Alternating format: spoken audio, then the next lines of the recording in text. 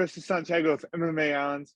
Today I'm here joined by the one, the only Jason Momoa. I'm kidding. We're joined by Tanner Saraceno. Tanner, how's it going today? Good. How you doing, man? Pretty good, pretty good. How's everything been since the win on Saturday? A little sore. Knuckles are definitely a little swollen. Shins a little swollen. Forearms a little swollen, but overall healthy and ready to go. It's in the gym today. Mm-hmm.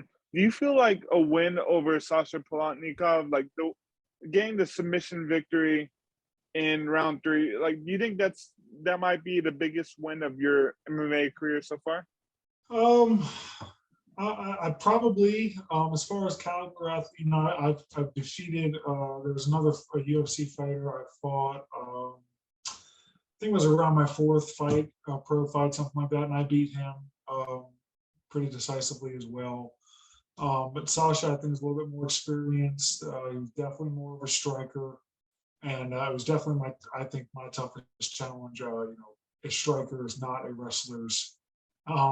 Usually they're the kryptonite, and I felt like I had the best performance of my life. With my striking, mixing in the grappling, getting it when I wanted it and needed it, and just landing a lot of shots, clean shots. Mm-hmm. How do you think you were before the final round? Like, did you think you did enough to win the previous rounds, or do you think you were down on the scorecards entering the final round? In the fight, I kind of felt like I was winning. I didn't feel like I was really taking any hits. I know I was getting touched, but nothing. My nose bleeding. It's one of those. If you flick me in the nose, it could bleed like that. I've got a deviated septum. I've broken it. I don't know how many times. So it's very prone to bleeding. So the blood, I'm just kind of used to. But I don't remember taking a lot of big shots, and I felt like I was landing and having a lot of success. I know that leg kick was really starting to weigh on him. I felt like I was ahead, and then I did ask my corner in between rounds. I remember asking my coach, I was like, "Hey, am I winning this, or what's happening?" And he kind of just didn't answer me and walked away.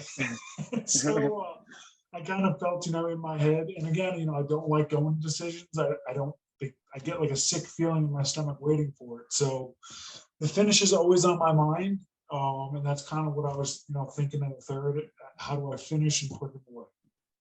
Mm-hmm. How good did it feel to get redemption in the XMMA cage? Obviously, XMMA 2 didn't go your way.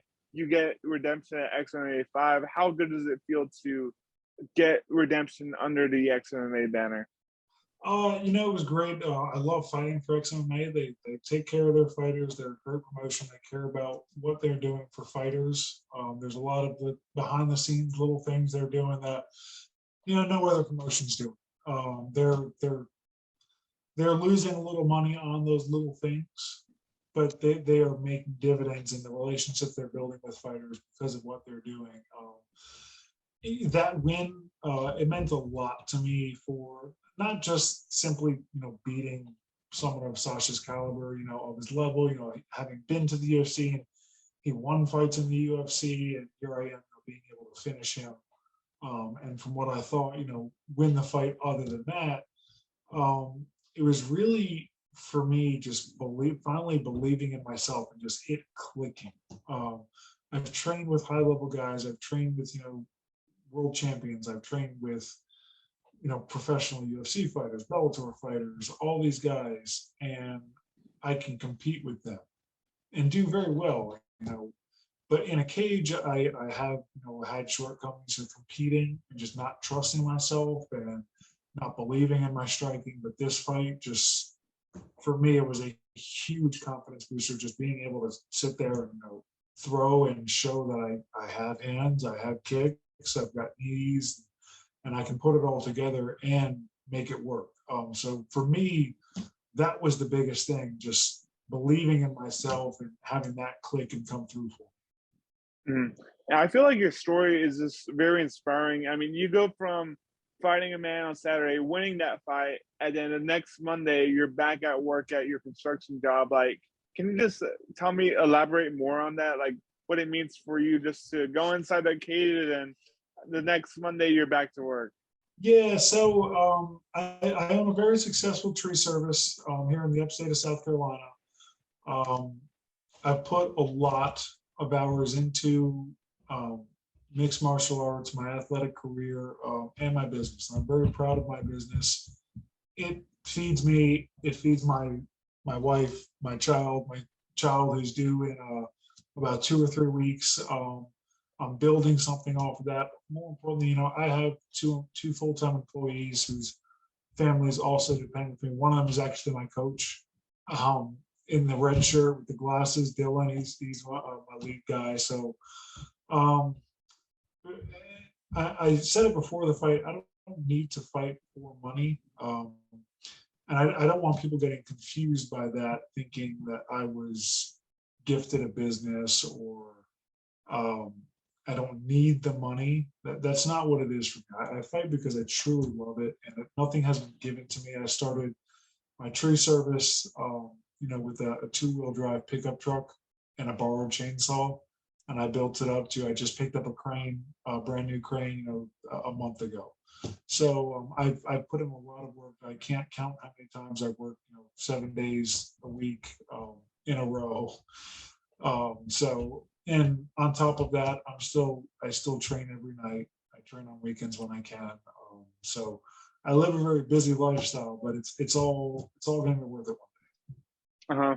Was there like any temptation to call in and say, "Hey, spitting blood throughout the cage the last weekend. Can I just take this off there?" Like, does it ever occur to you like, "Hey, maybe I should just call in the following Monday"? day. It's just not built into me. I don't get it. When you have your own business, it's very hard to do those things because I mean the bill. I can't call in on my bills when they're due and say, "Hey guys, I just wasn't feeling good this week." So I have bills to pay.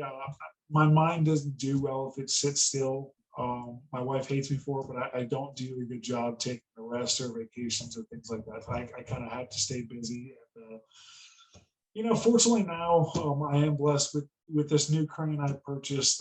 It's very specialized for tree work, but I mean I just get to play it's like I'm playing the piano all day. I'm just controlling a wireless remote on my waist, and the crane will go up. It'll grab the limb. It'll cut the limb. It'll put it down. So and then my guys, kind of take care of it. So I try to just make the equipment do all the work. It's kind of just me staying out there in the sun and getting a good tan, I guess. Gotcha. And did you say that? Did you mention that you had a baby on the way? Yeah, I have one little girl now, just turned 2, and we have our second daughter due probably in about 2, maybe 3 weeks. I think her due date's in about 3 weeks, but she's feeling pretty pregnant right now. So I don't know if she's going to make it. Tegan, my first daughter, came about 2 weeks early, so we're kind of planning on between a week to 2 weeks. I think we'll have a second daughter in the house. Awesome. How has or have you guys settled on the name yet for the baby? We have. I don't know if I'm permitted to say it. I was able to pick this name out, which was a huge win for me. We have very, very different taste in names. And I think I just weathered her down and broke her down. She finally caved in, but she will probably kill me if I announce she's got this whole, she's got a button made, a swaddle made for it. So we'll probably announce it that way when she's born. Gotcha. And how has being a father changed your life as a fighter? Like, has it amplified it? Has it made it harder? Like, what's the deal with that? It's certainly come with its challenges.